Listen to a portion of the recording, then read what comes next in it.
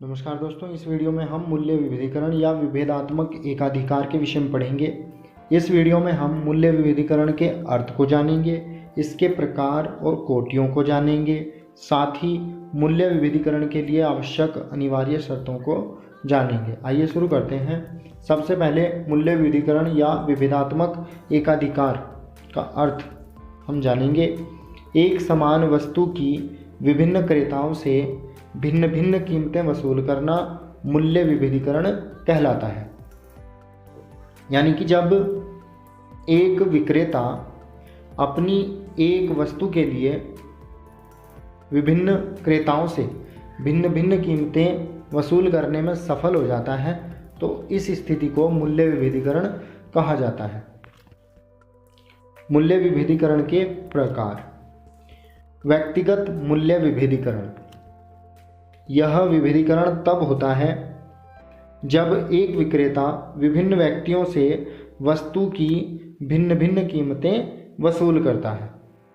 यानी कि ये विभेदीकरण व्यक्तियों के आधार पर होता है।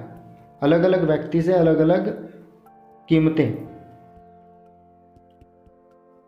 जब एक विक्रेता के द्वारा वसूल की जाती हैं तो उसे व्यक्तिगत मूल्य विभेदीकरण कहा जाता है।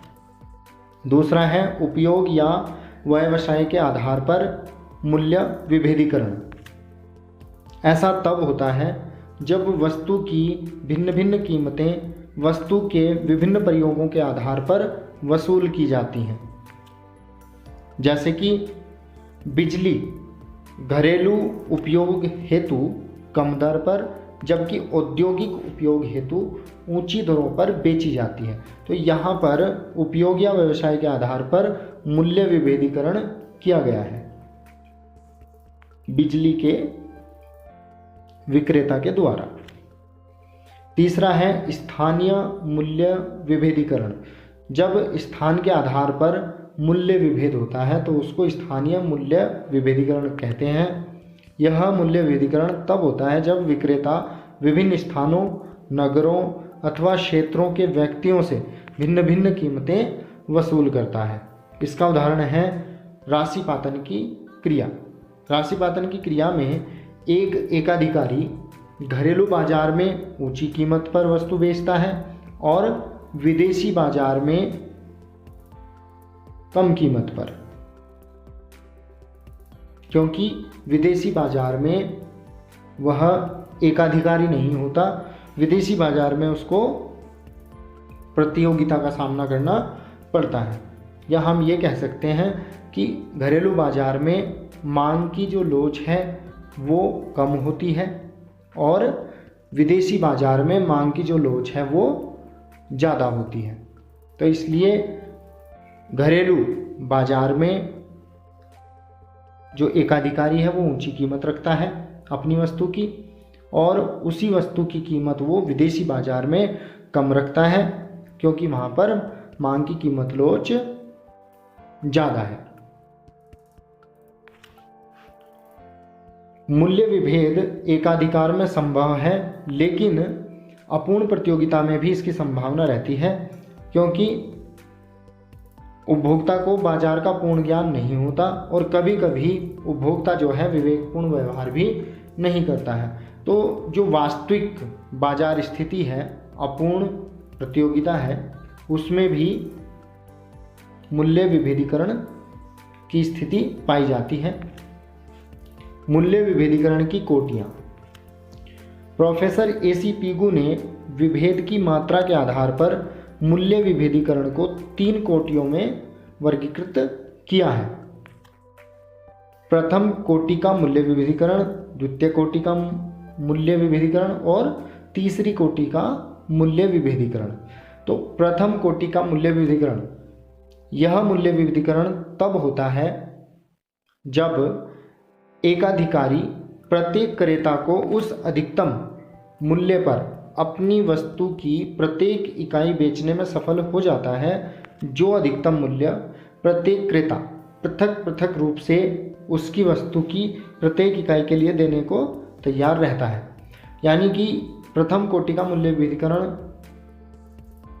हम उस विभेदीकरण को कहेंगे जिसमें जो एकाधिकारी है वो हर व्यक्ति से अधिकतम मूल्य वसूल करता है जितना वो दे सकता है। इस स्थिति में क्रेता को कोई उपभोक्ता बचत प्राप्त नहीं होती। श्रीमती जॉन रॉबिन्सन ने इसे पूर्ण मूल्य विभेदीकरण की संज्ञा दी है।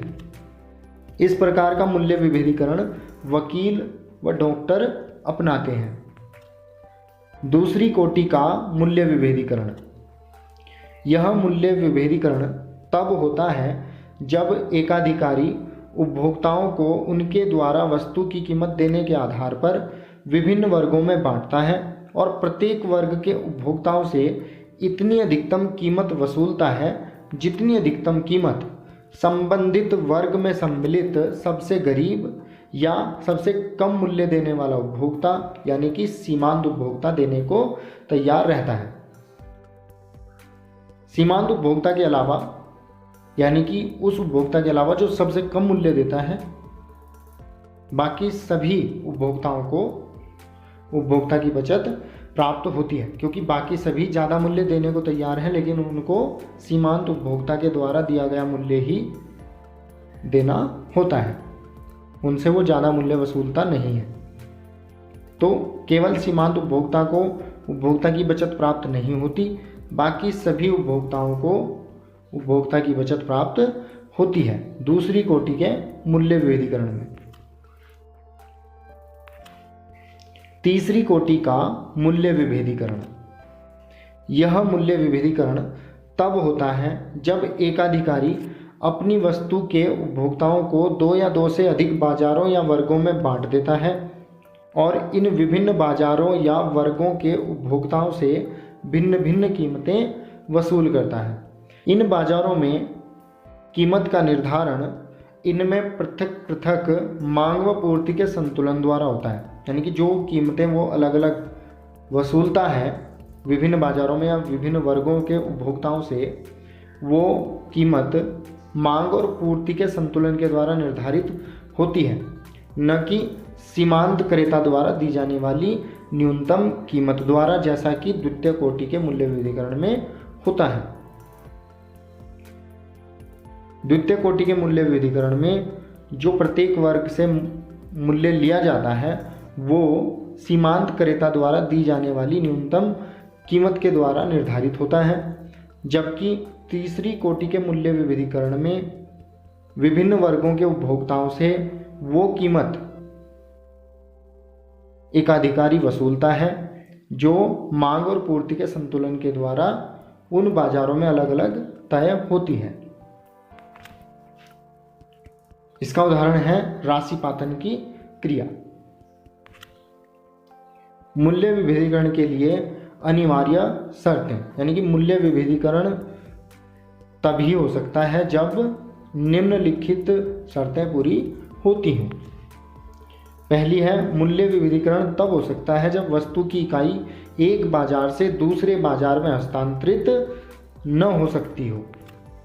दूसरी शर्त है, स्वयं क्रेताओं के लिए भी महंगे बाजार से सस्ते बाजार में स्थानांतरित होना संभव न हो, यानी कि कोई भी क्रेता महंगे बाजार से सस्ते बाजार में न जा सके।